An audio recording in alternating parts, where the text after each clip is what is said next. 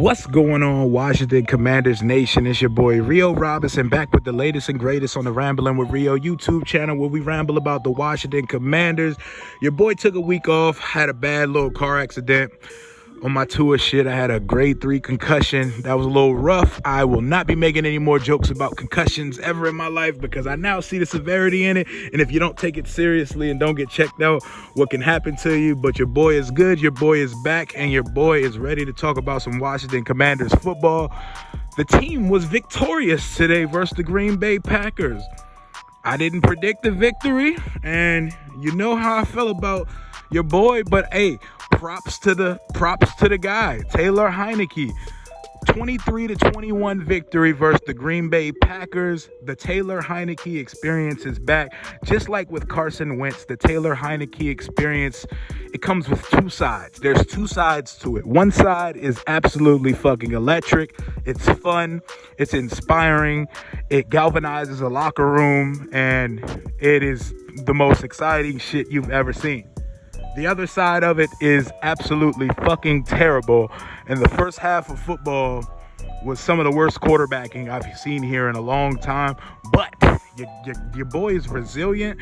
And what I like most about Taylor Heinicke, it's nothing that he does physically or as a quarterback. It's that he has the biggest balls on the field. I'm not saying paws. I'm not saying none of that shit. That boy has fucking... That boy has bowling balls for nuts. That guy plays fucking balls to the wall, and he plays with the biggest heart, and all respect to him. I'll say what I say about Taylor Heinicke. I don't care what nobody say. Like, I'm gonna speak my mind. I'm gonna speak my opinion. I don't root for anybody on my team to fail. I want them to do great. But if you're playing like shit, I'm gonna say you're playing like shit. And that first half, buddy was playing like shit. But he turned up on him. Terry McLaurin absolutely embarrassed Jair Alexander today. And I think one of my favorite aspects of the game was Terry was talking his shit. Terry was talking his shit. And that also stems from this Taylor Heinicke factor. Taylor affects the team on more than a football effect. You know? Taylor inspires these motherfuckers. It's like he's fucking Rudy. Like, he's that fucking underdog that they just... They love this dude. Like, Terry loves this guy. And the best thing Taylor did was he forced the ball to his number one receiver. My favorite comment I heard in the post-game presser, he said, you pay that guy to get him the ball, and you give him a chance no matter what. And Terry loves and he feels that shit, and he feeds off of it. Taylor threw a absolute gem of a 37-yard moon ball over Jair Alexander on the right pylon to give us our first touchdown of the game. But let's start with the first half of the game. Green Bay came out early. They got a lead on us, but for the most part, the defense played well today. Jack Del Rio, that guy, I don't know what he's been doing, but he's been coaching for his job the last few weeks. The defenses look they've been putting us in opportune situations that if the offense would just pick it up, we'd be in great shape every week. Taylor's first quarter, he had like 0 completions. He had like no completions, and he threw a pick 6 very early in the game. He also had a fumble, which resulted in a touchdown, and that ended up being the turning point of the game. That shifted all momentum because we ended up getting our first touchdown after that touchdown didn't come back. But we're not here to talk about ifs, buts, maybes, or what ifs, or points that were taken off the board. But that was definitely the turning point of the game when Taylor's fumble got picked up for a touchdown, but it was called back because of a penalty. This is a weird-ass game. Aaron Rodgers and the Packers fucking suck, yo. Like, what the fuck is wrong with Green Bay? Their receivers, I feel like I could go out and run receiver for the Packers right now. None of them have hands. Like, if y'all saw Rodgers' presser, he pretty much shitted on his team. He was, Washington pretty much did basic shit defensively all day. But as you can see, I don't really got much to work with. Hearing Rodgers talk like that, you did choose to stay in Green Bay, discount double check. You know what I'm saying? But, hey, man, we got us a dub. We're up to 3-4. I don't even want to utter the word playoffs, but if you want to do that, we're in the wild card picture. And Taylor, I understand the excitement and I understand the spark that Taylor gives and is a catalyst to the fan base, to the team. Shit, Taylor gives the team more inspiration than fucking Ron Rivera does. You know what I'm saying? Like, dudes want to play for, like, seeing Terry embrace him, pat his chest and shit. I was like, oh man, let me chill. Let me stop talking this shit about Taylor, bro. Because this motherfucker really does have an infectious personality, an infectious spirit, that underdog spirit. Listen, I feel the way I feel, but Buddy closed out the game. He made me eat crow, and I want him to succeed. I have rooted for Rex Grossman, John Beck, Mark Sanchez, Josh Johnson. I've seen worse quarterbacks than Taylor Heinicke. So the fact that I don't think he's a really good quarterback doesn't change the fact that I want him to succeed. I want him to prosper here. And he got a victory today in his first start of the season. And I'll make a bold prediction. I'm not sure we see Carson Wentz again this season. And I'm not saying that because of Taylor's performance today, because by no way did I see a performance that says Taylor should start the rest of the season.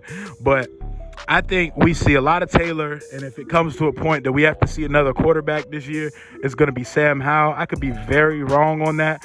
I know Samantha and I know a bunch of y'all going to be like, what I tell you about Heinicke?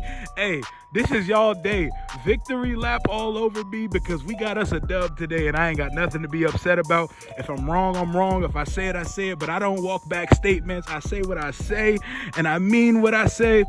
The boys are 3-4, and we get the owner clash next week. We get Crackhead Irsay versus Teflon Danny the Dweeb in Indianapolis the day before Halloween, October 30th at Lucas Oil Stadium next week. The boys are looking to even up the record at 4-4 before we get the return of Kirk in the blackout game versus the Minnesota Vikings the next week. Another thing I want to say, Scott Turner, please do better, my guy. Please fucking do better. Coach to the strengths of the quarterback that you're playing. You're playing Taylor Heinicke. More bootlegs, please. Get him moving around. Stop trying to put him in the fucking pocket every play. Him and Carson Wentz have very different skill sets. This motherfucker can scoop. Use his legs. Use him to his strengths. But you know what I'm saying? Scott, I'm starting to see what a lot of our fans feel about Scott Turner and his play calling. But in the second half, he seemed to, instead of coaching around Taylor's strengths, he coached against Taylor's weaknesses, and that shit worked out, and it lit a fire under us, and we were able to pull out the victory. Another player I want to talk about who we need to have a conversation about is Joey Sly. Like Joey Sly the person. Joey Sly's local. He went to high school in Stafford, kicked for VTech. Local guy. He's not a good field goal kicker. He has a big leg. He can't fucking hit the layups. He like, his kicks have put us in vicarious situations in countless weeks, and we need to have a conversation about him. A player I want to give a shout out to is a player we shitted on. We joke about his name, and we joke about how good he could be as a defensive back for the team. Rashad Wildgoose, you get a game ball for me. You absolutely have been a baller ever since the first time you were like the first game you came in, you was getting your shit dogged versus the Philadelphia Eagles. But ever since then, you've been lights out, and all respect to you. That is how you come out and play with your hair on fire as a player trying to maintain a roster spot on an NFL team. Absolute freaking baller. Jamin Davis. There's been a lot of smoke from me and a lot of our fan base about you taking that step, and it appears that you have been taking that step. You are the best inside linebacker on this team, and that's the way it was drawn up to be, because Cole Holcomb's a late round pick. You were picked number 19, my guy. We need you to look like the 19th pick, and you clearly are the best linebacker in that room, and I've seen nothing but growth and maturity over these last couple weeks. Jack Del Rio, you are doing your thing, and it appears that you are finally putting players in positions to succeed and playing to their strengths and not forcing them into your scheme. I'm sick of coaches and their egos of trying to force players into their scheme instead of just playing them at the right place to get the most out of them, to tap fully into their potential. It seems that MAGA Jack has got that figured out, but hey, man, shit, I hope we can make a trade or something. Maybe we can get active during the deadline. You see, the Niners went and got Christian McCaffrey, but I would like to see us do something, make some type of move, but the way we use Antonio Gibson as the out in space guy, the not lead back, but his carries are more impactful than Brian Robinson's, but Brian Robinson does the gritty work.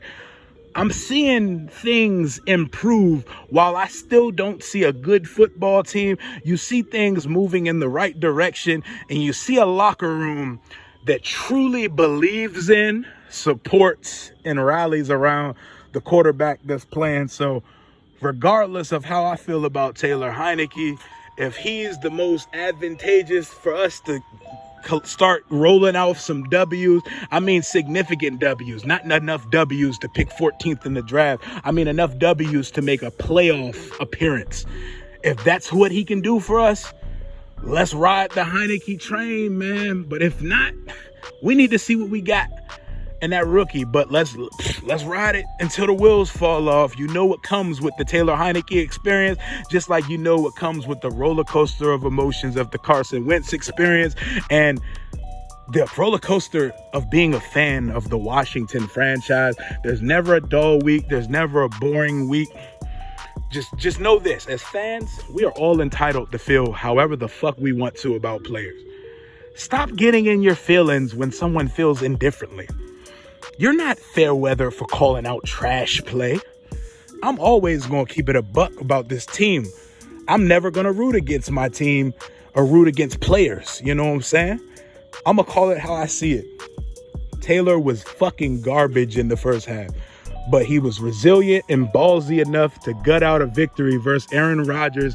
He's collecting elite quarterbacks like Thanos with the Infinity Gauntlet. He got Brady and Rodgers on this motherfucker right now. I don't know if you want to put Matt Ryan in that same category as quarterback. You definitely don't want to, but he's a fringe Hall of Famer. But he's looking to add another Hall of Fame type quarterback to his Infinity Gauntlet of defeated quarterbacks when we go to Indianapolis next week. For the first time this year, we've won multiple games in a row. We're on to Indy, and your boy Rio is back for a full week of content. Make sure y'all ready for it, and make sure y'all held to the Washington Commanders per usual. It's your boy. Thank you for all the well wishes. Thank you for everybody that checked in on your boy. Your boy's good to go. 3-4. Time to even it up to 500 next week. Holla at your boy. Hail to the Commanders, take command, and enjoy your victory Monday. Deuces.